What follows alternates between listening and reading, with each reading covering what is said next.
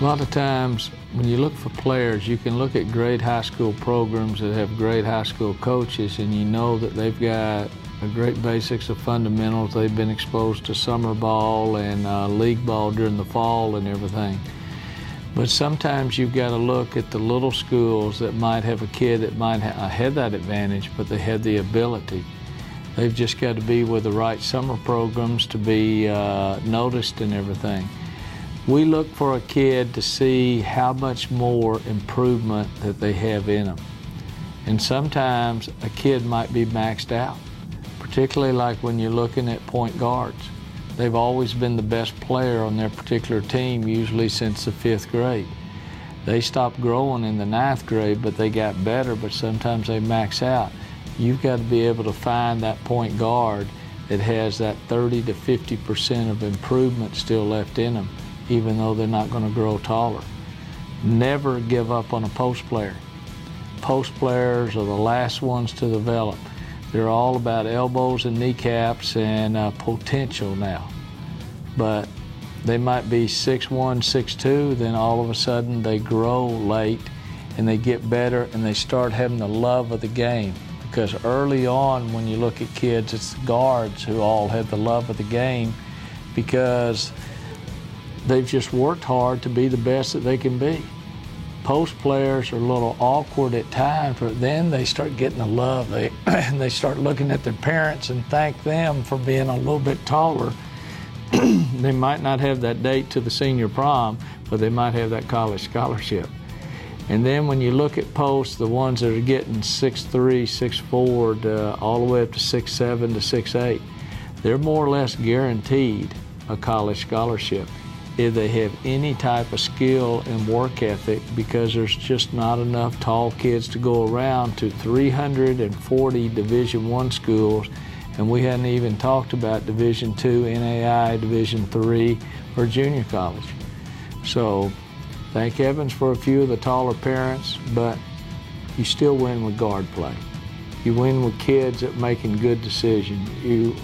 You deal with kids that know how to handle the ball, want the responsibility, they want to be the captain of their team. They're going to put the extra hours into the gym instead of into the mall shopping. And that's what you got to have.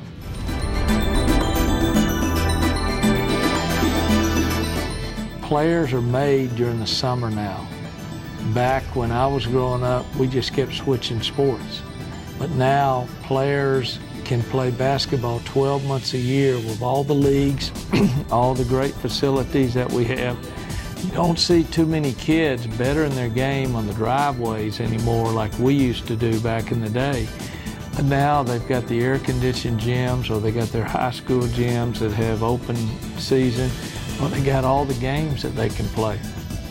But kids need to have a balance in their life too. Playing 2 sports, I think, is still pretty good for athletes. When I coached in high school, mine didn't have a choice. They had to play 4 sports. That's all we offered, because I was the head coach of all 4 of them.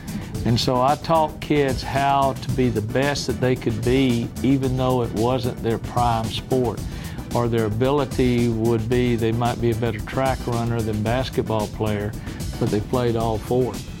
So I want to see kids grow, but I want them to see a balance.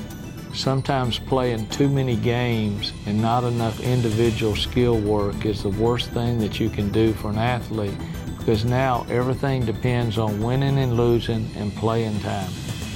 Kids are more interested in making moves now and making the crossover, the behind the back, or the 360 move like what they see on TV. Sometimes the fundamental move. The jab right, the show shot, the go right, pull up on the jumper. Some of them need to be the Sue Bird or the Lindsay Whalen that just played on our Olympic team.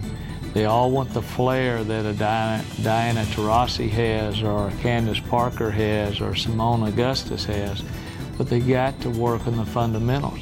The taller kids need to look and see what the Tina Charles can do, and the Parkers and the Sylvia Fowles.